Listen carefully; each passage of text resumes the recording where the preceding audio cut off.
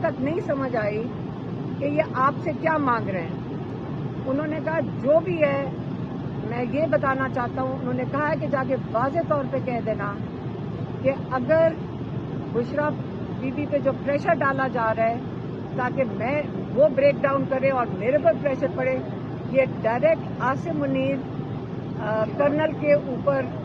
Colonel को order देता है और ये वहाँ से ये फैसला होता है डायरेक्ट आसिम मुनीर से, और वो ये मेरे पर प्रेशर डालना चाह रहे हैं। तो अगर वो किस चीज़ के लिए प्रेशर है हमें ये उन्होंने हमें बताया नहीं, और हमें नहीं पता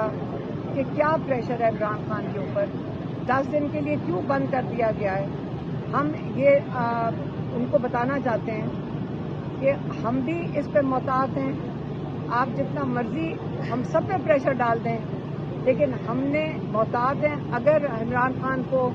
कोई चीज़ कोई हमें ना पता चले कि उनकी तबीयत ख़राब हो गई है जेल के अंदर, क्योंकि माशाल्लाह वो बिल्कुल सेहतमंद है,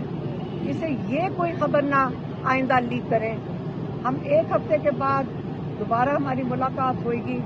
और हमें ये भी आज थ्रेट मिली है कि अगर हमने वहाँ कोई 20 मिनट हम बैठे रहे इमरान खान के साथ, कि हमने कहा हम यहाँ से नहीं उठेंगे, आप पहले बुशरा बीबी को लेकर आए, जो कोर्ट ऑर्डर भी है इस चीज़ के लिए और जो जेल मैन्यूअल है उसके मुताबिक भी इनका काम है ये मुलाकात करवाना। लेकिन हमने एक एहतजाज किया, आज हमने एहतजाज किया, लेकिन इमरान खान और हमने वहाँ बैठे रहे। उन्होंने कहा कि हमने कहा हम नहीं उठेंगे, तो उन्होंने हमें ये पैगाम मिला कि अगर आपने ये एहतजाज जारी रखा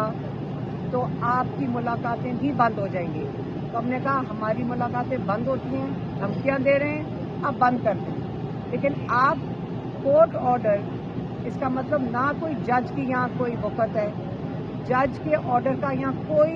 वैल्यू नहीं है। इस वक्त यहाँ पे कोई उसका फ़र्क नहीं पड़ता कि जज के ऑर्डर हैं, या कोई फ़र्क नहीं पड़ता कि जेल मैन्यूअल के खिलाफ वर्जी की जा रही है। तो यहाँ पे अगर ये एक्स प्राइम मिनिस्टर के साथ हो सकता है तो हम बाकियों के साथ क्या हो रहा होगा, ये आपको सोचने की बात है।